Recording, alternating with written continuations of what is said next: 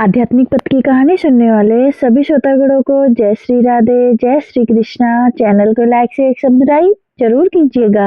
एक बार एक महात्मा जंगल में अपनी साधना में तल्लीन थे। कुछ समय बाद उनकी आंख खुली तो क्या देखते हैं, 4 सुंदर युवतियां सामने खड़ी हैं। महात्मा जी ने उन युवतियों से कहा कि तुम लोग कौन हो और इस बियावान जंगल में क्यों खड़ी हो और कहाँ रहती हो। बाबा जी की बातें सुनकर युवतियां बोली, हम यहीं पर आपके साथ रहती हैं। बाबा जी बोली, मैंने तो आज ही तुमको देखा है और अनेकों वर्षों से मैं यहाँ साधनारत हूँ। इस दरमियान कोई भी मनुष्य, स्त्री या पुरुष मुझे नजर नहीं आए।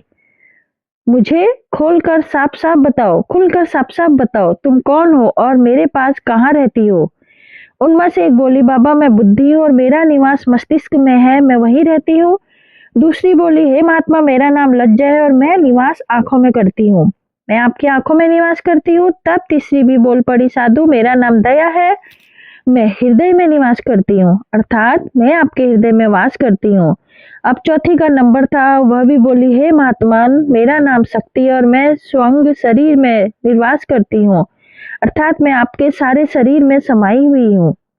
उन चारों युवतियों की बात सुनकर वह संत महात्मा बोले, हाँ देवियों आपका निवास मेरे शरीर में है, लेकिन मैं यह शरीर नहीं हूँ। और ऐसा कहकर फिर वे साधना में लीन हो गए। कुछ समय बाद जब उनकी आंखें खुली तो क्या देखते हैं कि चारों सुंदर नवयुवक सामने खड़े हैं। महात्मा जी ने उनसे कहा कि हे भद्र पुरुषों, आप कौन हो और इस जंगल में क्या कर रहे हो, तुम कहाँ रहते हो। चारों युवक बोले, हम सब आपके पास रहते हैं।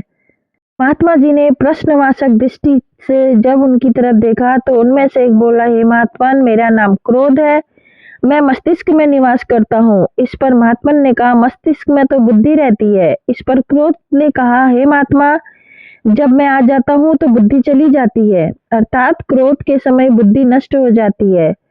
अब दूसरा युवक बोला, हे महात्मा मेरा नाम काम है, मेरा निवास स्थान आंखों में है। इस पर महात्मा बोले, आंखों में तो लज्जा रहती है। हाँ आपने ठीक कहा, अब जब मैं जाता हूँ तो लज्जा शर्म चली जाती है और मनुष्य माँ बहन पत्नी की पहचान खो देता है। तीसरे भद्र पुरुष ने कहा, महात्मा मेरा नाम लोभ है, मैं हृदय में निवास करता हूँ, परंतु हृदय में तो दया निवास करती है, फिर तुम कैसे महात्मा हो। बोले। इस पर लोभ ने कहा, जब भी मैं आ जाता हूँ तो दया दूर चली जाती है।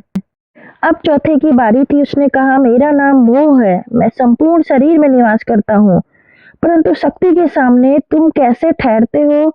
नहीं महात्मन, मेरे आने पर शरीर शक्तिहीन हो जाता है। महात्मा जी ने कहा, तुम सबने ठीक कहा, तुम सब मेरे शरीर में ही वास करते हो, परंतु मैं यह शरीर नहीं हूँ, मैं इन सबसे परे अलग हूँ। ऐसा कहकर पुनः अपनी साधना में तल्लीन हो गए।